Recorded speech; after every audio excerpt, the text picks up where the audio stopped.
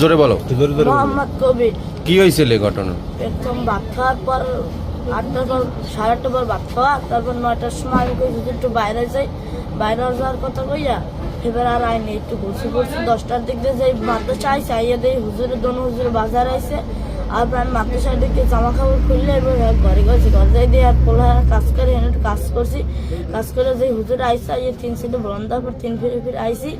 Hour পর এইবার হ্যাঁ পোলাইয়া যে পিডন দেওয়া দরকার পোলাইয়া কয় একটু কাম করা লাগবে, যে কাম করা লাগবে যে হুজুর পাঠাইছে যে গেছি।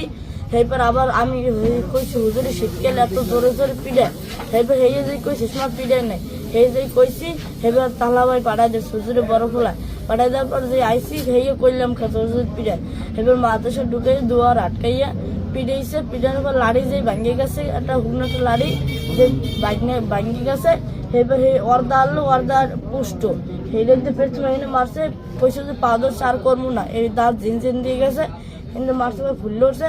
এবার যেই কইছে আর করবো না, এবার আবার এই গেলটা মারছে, মারার পর এইখানে আবার একটা লাড়ি দিয়ে মারছে চোখ পাশে। এবার যে মারছে এবার লাড়ি পাক্কায় হালাই দিচ্ছে, হালাই দিয়ে এই ঠ্যাং ধরে উড়ে ফুলে পাশ চাইছে। কিতে পাস রাইছে? ষোলোটার পর ছোটজোর নাম হাফেজ মোহাম্মদ কাউসার, বড়জোর নাম হাফেজ মোহাম্মদ আলম। মাদ্রাসার নাম কি?